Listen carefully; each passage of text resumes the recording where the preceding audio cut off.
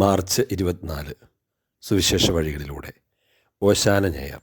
വിശുദ്ധ മത്തായി 21:1-17. എല്ലാവർക്കും ഓശാന തിരുനാളിൻ്റെ മംഗളങ്ങൾ ഒത്തിരി സന്തോഷത്തോടെ പ്രാർത്ഥനയോടെ നേരുന്നു.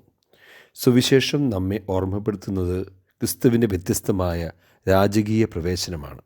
കഴുതപ്പുറത്തു വരുന്ന സമാധാന രാജാവിനെയാണ് ക്രിസ്തുനാഥൻ വെളിപ്പെടുത്തുന്നത്. ഓരോ ആചാരവും അനുഷ്ഠാനവും അതിൻ്റെ ആത്മീയ സത്യങ്ങളിലേക്ക് വിരൽ ചൂണ്ടണം. ഓശാന ആചരണം ഒരു കുരുത്തോല പിടിച്ച് കർത്താവിന് ജയ് പറഞ്ഞ് ഒഴിവാകാനല്ല, ക്രിസ്തുവിനോടൊപ്പം പീഡാസഹനങ്ങളെ സ്വീകരിക്കുന്നവരായി സ്വയം അർപ്പിക്കാൻ മനസ്സുള്ളവരാക്കാൻ വേണ്ടിയിട്ടുള്ളതാണ്. ദേവാലയത്തിൽ പ്രവേശിച്ച് അവിടെ ശുദ്ധീകരിക്കുന്ന യേശുവിനെ ഒരോർമ്മയായി കാണുവാനും ചിന്തിക്കുവാനും നാം മനസ്സ് കാണിക്കുന്നുണ്ട്. എന്നാൽ നമ്മുടെ ജീവിതത്തിൽ എത്രത്തോളം ഈ ശുദ്ധീകരണം സാധ്യമാകുന്നതിനെക്കുറിച്ച് നാം ആലോചിച്ച് നോക്കിയിട്ടുണ്ടോ? ജീവിതം സമാധാനപൂർണ്ണമായി അർപ്പിച്ചുകൊണ്ട് അവരുടെ ജീവിതത്തിൽ സമാധാനം കൊടുക്കുന്നവരാകാൻ കഴിയുമെങ്കിൽ സമാധാന രാജാവിൻ്റെ മുഖം നമ്മിലും പ്രകടമാകും. ഓശാന വിളികളുടെ ആരവം ഒരു ഓർമ്മപ്പെടുത്തലാണ്. ദൈവത്തെ മാത്രം ഭയപ്പെടാനും ദൈവത്തിൽ മാത്രം രക്ഷ തേടാനുമുള്ള ഓർമ്മപ്പെടുത്തൽ.